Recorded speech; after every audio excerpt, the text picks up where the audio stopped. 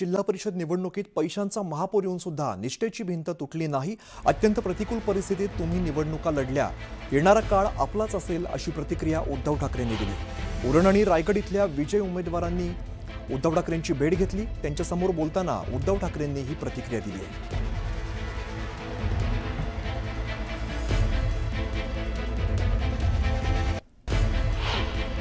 तुम्ही खरोखर कमाल केलेली आहे।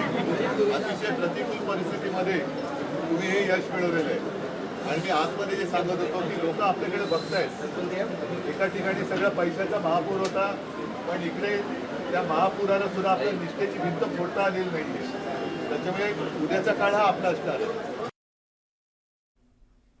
आज दोन्ही राष्ट्रवादी या एकत्र येणार होत्या असं अजित पवार म्हणाले होते। दादा असते तर सर्वांच्या संमतीने दोन्ही राष्ट्रवादी एकत्र आल्या असत्या, मात्र त्यांच्या निधनानंतर सगळ्या गोष्टी थांबल्यात असं म्हणत राष्ट्रवादी शरद पवार पक्षाचे नेते अंकुश काकडे यांनी खंत व्यक्त केली आहे। जयंतरावांचं स्टेटमेंट आपण पाहिलं असेल, तेच त्यावेळेला म्हणाले, दादा म्हणाले होते की ठीक आहे, जयंतरावांना जी तारीख असेल त्या तारखेला आपण एकत्रीकरणाचा निर्णय करू।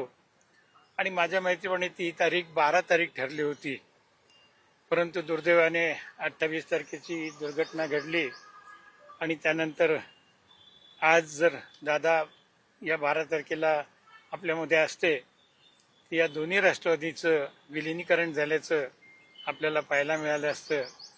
दुर्दैवाने दादा आज नाहीत आणि हे विलिनीकरण होत नाही, ही खंत देखील आमच्या मनामध्ये आहे। बातमी भिवंडीमधून आहे। भिवंडी महानगरपालिकेमध्ये कोणत्याही पक्षाला स्पष्ट बहुमत न मिळाल्यामुळे महापौर पदाच्या निवडीवरती अजून सुद्धा अनिश्चिततेचं वातावरण कायम आहे। आवश्यक आकडे जुळवण्यासाठी सर्वच पक्षांकडून हालचाली सुरू आहेत। काँग्रेस, भाजप, शिवसेना हे प्रयत्न करतायत, पण कोणाकडे सुद्धा बहुमत नसल्यामुळे महापौर निवडणुकीची तारीख जाहीर होण्यास विलंब होत असल्याची चर्चा सध्या राजकीय वर्तुळामध्ये रंगलेली आहे। महायुतीकडे बहुमताचा आकडा नसल्यामुळे महापौर निवडणुकीची तारीख लांबवली जात असल्याचा आरोप काँग्रेसनं केलेला आहे, तर भाजपाकडून मात्र येत्या 2 दिवसात महापौर निवडीची तारीख जाहीर होण्याची शक्यता व्यक्त केली जाते। भारतीय जनता पार्टी, शिवसेना किंवा काय अपक्ष आहेत, आघाडी आहेत, हे सर्वाला मिळून जे पक्ष आहेत त्यामध्ये आज ही ते लोक आपला कॅन्डिडेट निश्चित करू शकले नाही, त्यामुळे जे तारीख उशिरा करत आहे। आमच्याकडे कॅन्डिडेट निश्चित आहेत आणि निश्चितपणे मी ठाम एकदम सांगू शकतो की महापौर जे आहे काँग्रेस पक्षाचाच होणार आहे। ज्या प्रकारे भिवंडी महापालिकेचा निर्णय लागला आहे, निकाल लागला आहे, कुठल्याही पक्षाला बहुमत हा भेटलेला नाही आणि तो बहुमत गोळा करायला या जमा करायला प्रत्येक पक्षाला उशीर लागणार। कोणाकडेच आज बहुमत नाही, तर त्यासाठी म्हणून शासनाने वेळ म्हणजे दिली असेल आणि तो वेळ आता लवकर निश्चित होणार आहे। मराठा समाजासाठी मी कायम बोलत असतो। मराठा समाजाला मोठं केलं म्हणून काही लोक माझे दुश्मन झालेत, ते आता माझ्या घातपाताच्या सुपारी देऊ लागलेत असा मोठा आरोप मनोज जरांगे पाटलांनी केलेला आहे। जवळचे लोकच फोडून त्यांच्याकडून खोटं वधवून घेतायत असा आरोप देखील जरांगेंनी केला आहे। असं तुमच्यासाठी, तुमच्या लेकरा बाळासाठी बोलतो म्हणून मला दुश्मनी झाली, की मला वैरी समजायला लागले आणि माझ्या घातपाताच्या सुपाऱ्या द्यायला लागल्या। का तर मी मराठ्यांना मोठं करायला लागलो, मराठ्यांचे पोरं मोठे करायला लागलो, म्हणून हे माझ्या सुपाऱ्या द्यायला लागले। आपलेच काही जवळचे लोक फोडायला लागले आणि त्यांच्या तोंडून काही पण ओढून घेतात, जे खोटं आहे तेच खरं बोला रे। आपली शहाणुपळ्याची पैदाशी आहे, खरं बोलायचं शिका। आपण आपले लोक सांभाळायचं शिका।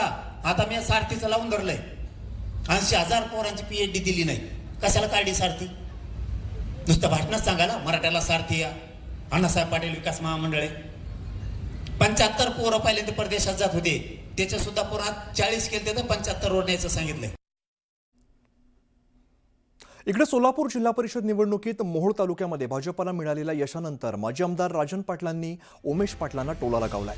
उमेश पाटील शब्दाचे पक्के असतील आणि संन्यास घेणार असतील तर त्यांनी सौंदत्तीला जावं असा टोला राजन पाटलांनी लगावलाय। तर खोटी आश्वासनं देणं, टीका टिप्पणी करणं हे मान्य नाही, हे जनतेने दिलेला संदेश आहे असंही राजन पाटलांनी सांगितलंय।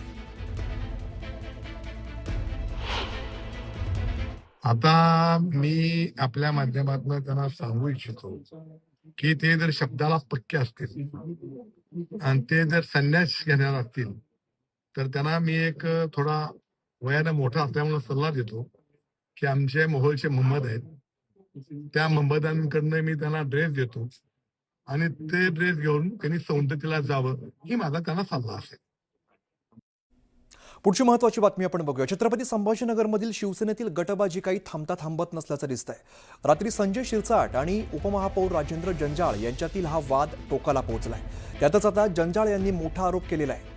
शिरसाटांना आपल्या मुलीला माझ्या जागी उपमहापौर करायचं होतं, त्यासाठी त्यांनी अर्ज देखील घेतलेले होते, असा दावा जंजाळ यांनी केलेला आहे. तर गटनेते पदासाठी त्र्यंबक तुपे यांचं नाव शिरसाट यांनी पुढे केलं असतानाच असं कोणतंही नाव जाहीर करण्यात आलेलं नसल्याचं जंजाळ यांनी स्पष्ट केलं आहे.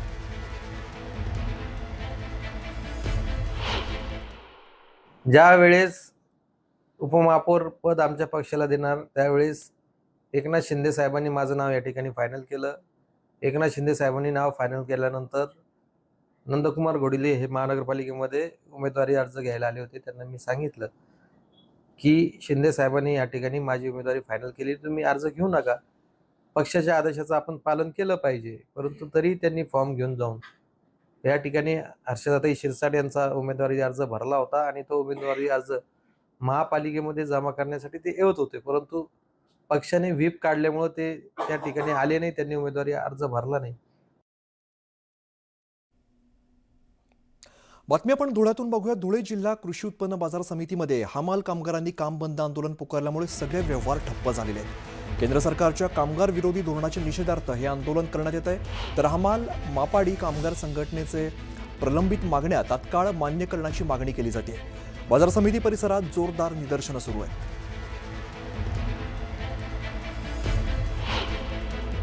सागरी पिंपळनेर या ठिकाणी आम्ही गेले 5-6 वर्षापासून झगडत आहोत, परंतु त्या ठिकाणी आजपर्यंत माथडी गायला लागलेला नाही.